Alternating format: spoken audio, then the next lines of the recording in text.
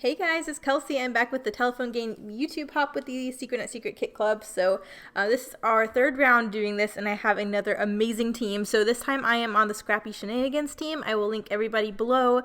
Make sure if you have not seen the original, you go back and watch it. That was Roni Sue Scrapper who did our first one and started off our team, and then it was Aline, Lisa Brooks, Sandy Riversky, Janet Fritz, and then me. Tomorrow you'll see Moira's layout, and then after that it'll be Daisy Scraps, Miranda Weber's, and Scrapping Amy. So I will link all of them. Make sure if you are watching this live that you have seen the prior layouts, because they all lead from one to the other if you don't know how the telephone game works.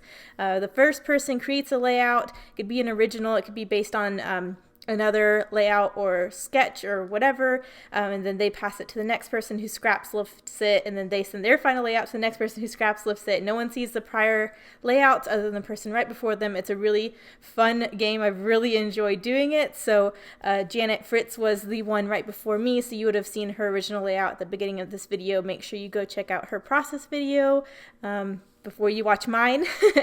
But I'm trying to stick pretty faithfully to her layout. I really like the layers in her design. I really like the design, where the embellishment clusters are. So I really want to stick pretty true to what she did. I'm using Die Cuts with a View Autumn Chill again. I've really been enjoying this collection. I think it's just perfect for most layouts. I mean, it's very, very versatile. So I've really been enjoying it. So I'm pulling in a few of these papers that have this kind of coppery foil on it. I really wanted to start with those and then build with some color in my other layers. So I have this green moth paper. I'm going to use that as the larger vertical strip on the left-hand side, as well as my first photo mat. And then I'm decided I was just going to mat the photos in the other two papers I already have, just to kind of keep that balanced and mirrored. And so I'll end up matting the photo in the grid, the creamy and gold foiled grid. That's the big background, the frame, and then I'll mat it again on another brown piece of paper that's similar to the polka dot but isn't the same pattern. So that's kind of where I'm going. I did gut this background so I'd have this chunk to use, so that's nice. Now I can use that as a photo mat instead of having to cut into a different piece of paper. But yeah, I'm just doing what she did. So I have two portrait photos next to each other. This is Bennett's 7-month-old update. So again, which I've done for all of his updates, I just copy verbatim what his mom said on Facebook about his I guess development and everything like that. So you'll see that in a little bit, but just gonna get this photo matted, and then I have a few cut aparts already from this collection, so I'll be pulling them into. I don't embellish a whole lot. I really wanted it to be about the layers and the journaling. The embellishment I do have, I think, is cute, so I didn't really want to overdo it. But here's the scrap of the brown. I just wanted something similar to that polka dot without actually having to use the polka dot, so I think that's nice. It brings that brown into the photo layers, so I'll get that layer down. I still need another horizontal strip or two to go off of Janet's layout, and then I still need to build off of my two clusters. So she has one bottom left of the photos and then upper right of the photos, and then she has her title down below the pictures as well. So I'm pretty much going to stick to that. I'm pretty happy with how my layers are looking, so I'm going to stick those down. I do change the layering a little bit here. She does have some of these vertical strips offhanging, and you'll see if you saw her original, you can kind of see how I tweaked it. I just thought it worked better for the scraps that I had and the design that I was going for, but I definitely wanted to stay as true as possible to her design. It's going to be really, really interesting once all of these start going live and I can see what the original layout looks like. It's always a lot of fun to see what the original layout looks like and how everyone tweaks it down the line. So I can't wait. I know Moira's tomorrow after me, and I love Moira's layout, so I can't wait to see what she does with this one as well. It seems like this kind of layout is right up her alley, so I'm really excited about that. But I really like the way this peachy paper looks as the skinny vertical strip. I thought about doing two like Janet did, but after I had this peachy one, I didn't find another paper scrap I really felt like I needed to introduce, so I kept it how it was, and I like that in the end. Here's a cut apart that has a little journaling spot, so I know I need to do some journaling on this page. Janet did her journaling down in that corner as well, so I figured might as well use that for mine. So I'll get my journaling done in a little bit, but definitely like how that pink vertical strip looks, so I'm going to go ahead and get that glued down, and then I'm just toying with the spacing and proportion down there to make sure it's all lined up proper, but I like that. I do want a few things coming off of the journaling strip. She has a little cluster down there, which I think is really cute, and this peachy strip wasn't long enough to stretch as far as I wanted it to stretch, so I did have to cut a piece of it, so there's a little gap I know I need to cover up, which I'm not worried about. I know I can just do a banner or a tag or something to cover that little gap that I ended up having. So I decided to pull in this nice little hunter green scrap. I cut a banner out of that. So I like how that looks. I definitely wanted to pull in some more green because the only green on this layout is really that mothy paper. There's a few green polka dots in the brown background paper, so I wanted to pull that in a little more. So I have that scrap down there that covers up that gap and builds out a little bit from the journaling cluster. So I'm going to go ahead and do my journaling. I just took a brown Sharpie pen, and it just says, "Look at this happy 7-month-old. He loves kitties, all food, and cuddles of all the time. He's starting to get his top 2 teeth, and he's mastered the art of army crawling." So that was April 14th. So that's when Bennett was 7 months old. Oh, he's so stinking cute. So I'm getting that down. You see I have the other screen scrap from that banner. I definitely want to pull that in somewhere else so that one banner down at the bottom isn't the only place I have that.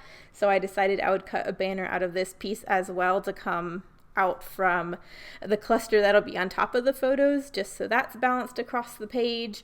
I'm pretty much know I want my photos to go here, so I'm going to glue those down. And then I have this gap here at the top of the journaling piece that above where it says this week. So I do trim that off. I really don't need all of that dead space on that journaling card. So I take the scrap left over from that journaling piece and pop it up top. That way it drags the color across the page there too. So I don't know if I'm going to leave it as a square here or cut it into a tag at this point. I just know I want to incorporate that scrap in that top corner somehow, just so it's balanced. I found a little scrap of this tan paper from a previous cut apart that says hello, so I figured I might as well incorporate that. I'm going to pop it up on some foam and incorporate it into that bottom cluster. I'm going to go ahead and glue down the journaling spot because I know that's where it's going to go. So I think that's a nice little starter cluster down there. I need to start working on this top one. I decided to pull in a doily. Whenever I want to beef up a cluster a little bit, you just throw a doily in the background. So that is my mantra. So I really like how that doily looks up there. I do decide to cut this scrap into a tag, so you just see me using a real tag as a stencil to cut those corners. And then I'll use a hole punch and one of my little hole reinforcers, that's what they're called, that a lovely subscriber sent me. So using that, I wanted to use a white one to bring in the whiteness of that tag. So I like that, and I think after I get that down, I need to throw some twine on there. I did just use some of my gold and white twine. The gold is so fine on the twine, I hope it's not too noticeable. That's a different metallic from the rest of the page. The foiling that's in this collection is very coppery / rose gold. I think it's more on the coppery end. And the twine I use is gold, and then I end up pulling in thickers that are rose gold glitter. So hopefully none of that looks jarring and looks like it flows together. But I really like the sparkle that it has having that metallic in the twine, so it's staying. I decided to use the other scrap of this doily in the other cluster, so that's balanced, and just to flush out that area a little bit. So I'm going to tuck that up under the journaling piece, and then this is where I'm going to pull in my title. I really wanted to use these glittery rose gold thickers. I think they're so cute, and they look really good with this collection. So I pulled in the OMG for the top cluster, and then I was just looking at the words I have left, and I have sweet fun.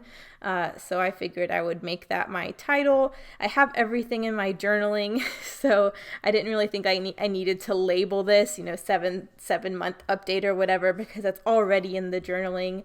I really think it's a nicer touch having these glittery thickers instead of doing some other title, so I really wanted to pull them in that way.